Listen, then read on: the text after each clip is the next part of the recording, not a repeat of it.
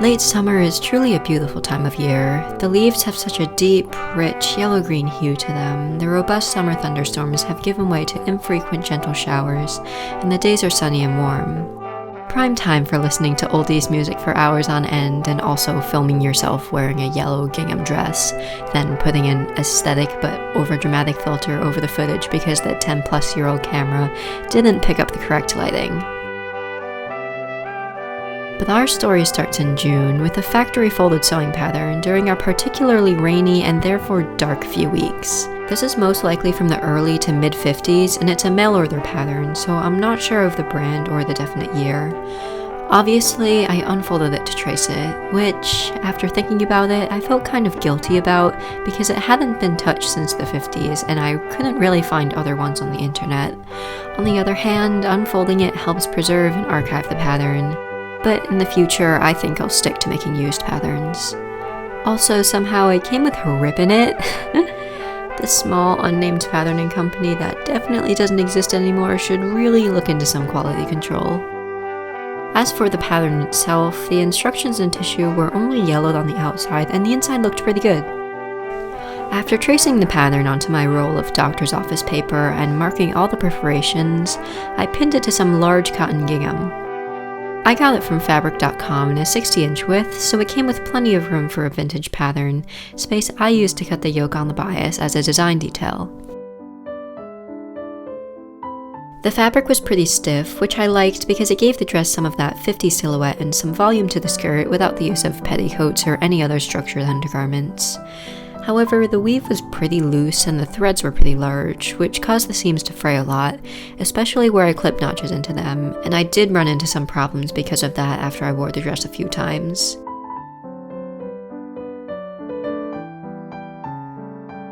And just as a side note, if you ever plan on cutting out 100 sock plushies or making a large amount of stuffing from fabric scraps while procrastinating during the course of a several-day challenge, be aware that it will dull your scissors quite a bit and you won't be able to get nice, smooth shots of cutting cotton. I know that scenario applies to a lot of you out there, so just be warned.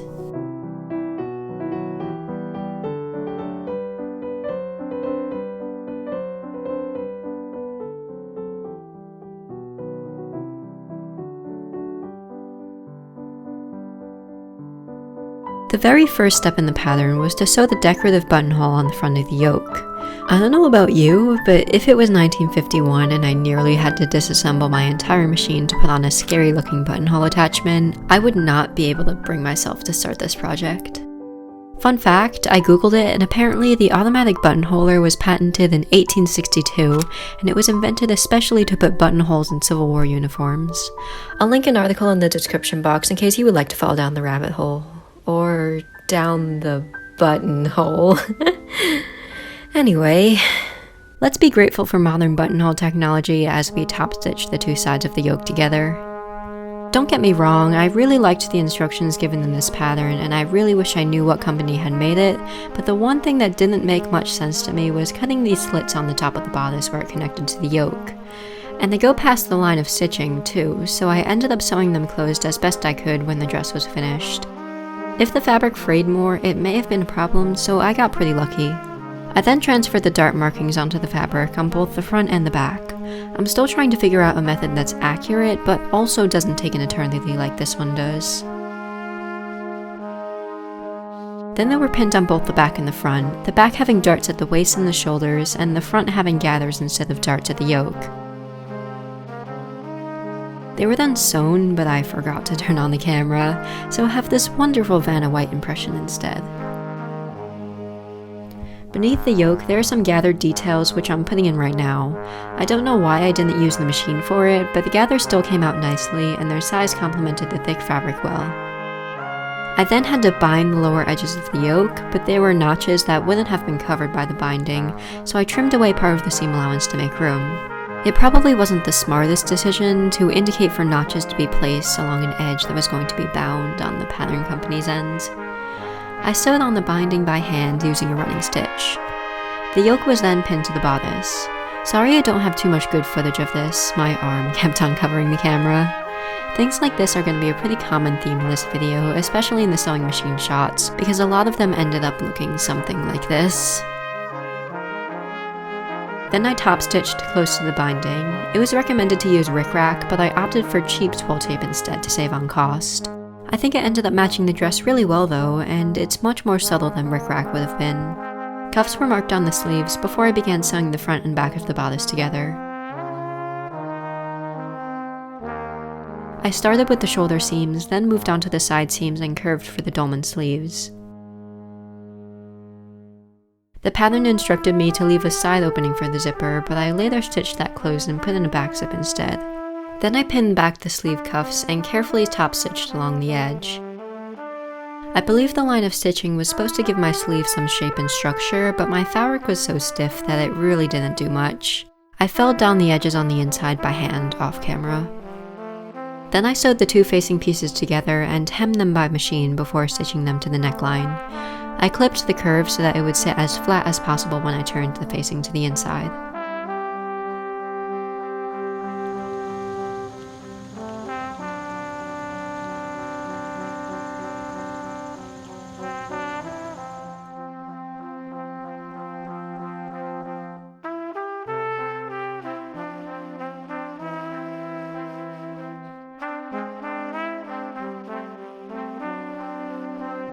The bodice was finished, so I started with the large patch pockets on the skirt.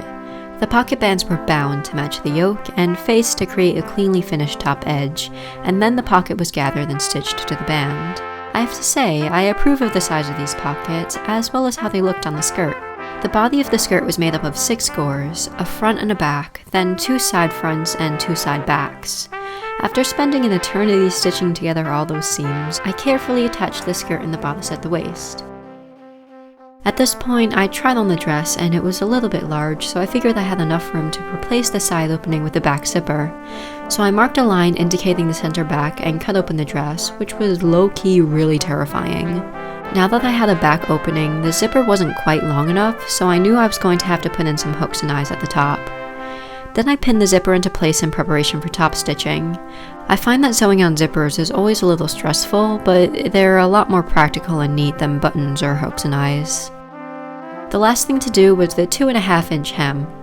I know doing a facing instead of just turning up the edge is a lot neater and smoother, but I always get lazy by the time I get around to doing hem, so I kind of just shove it under the presser foot. I'm sure there's a proper way of doing it and like dispersing the excess, but I don't feel like learning it.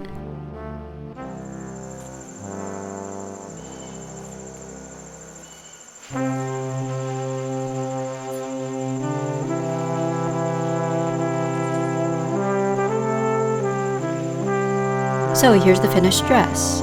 I have to say, this is the first thing I've sewn that I'm really proud of and would be happy wearing. I think it looks pretty historically accurate, but that's just because of the pattern.